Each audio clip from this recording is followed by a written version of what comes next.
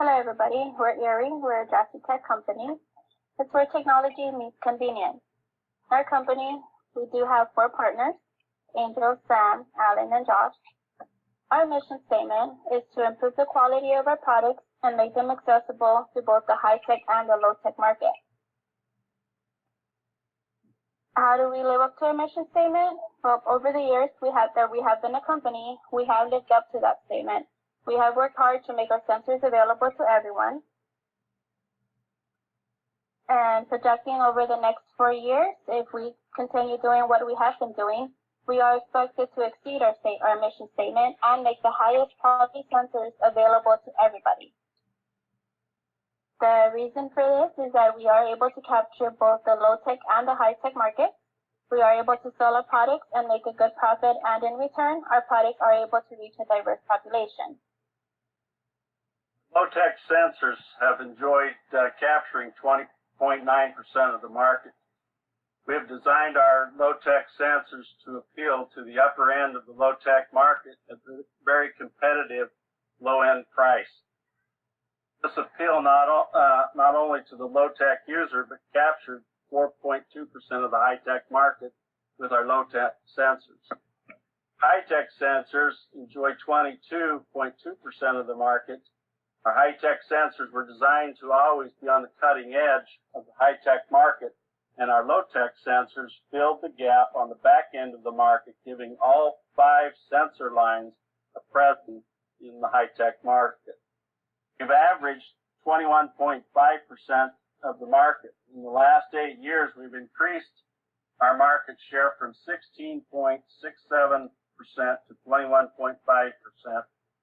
Capturing an additional 5% of the market share by our unique product mix.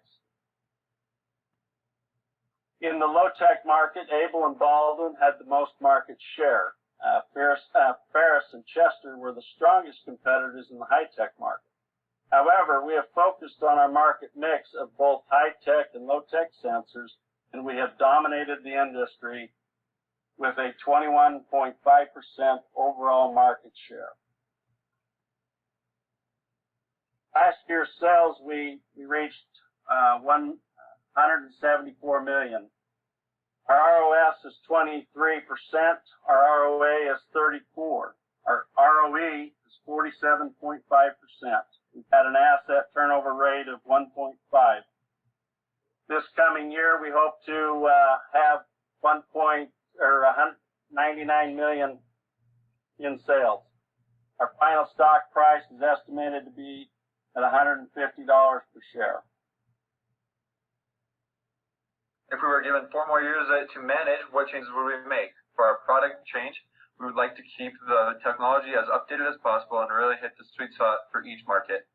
For our market segments, our game plan from the beginning was to roll both high-tech and low-tech markets. We achieved that throughout each year, and we would continue our best to update our products as well as implement new sensors in each market to keep our dominance steady. Our capacity was a little low for S-WIN product, and we would really need to improve on that. But overall, though, we have maintained a great capacity to fulfill our customers' needs. For finance, we would continue what we have been doing by borrowing money as well as issuing current and long-term debt to give us a buffer for next year. This would allow us to continually improve our business. From our experience, we have gained confidence in our ability to use conservative estimation to predict our success. We have been able to maintain a steady hold on both the high-tech and low-tech markets of the industry. And we know that we can keep our stronghold in the industry with a conservative estimation and a history of success. We know our company will reach its future goals. Critical incidences. In 2023, we made an estimation oversight in one of our most sought-after products.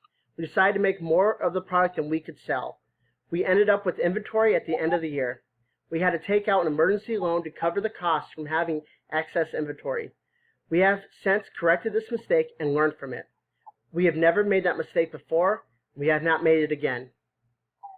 We've been very successful as a company over the years with hard work and dedication, and we know we'll continue to do that. Thank you very much for your time.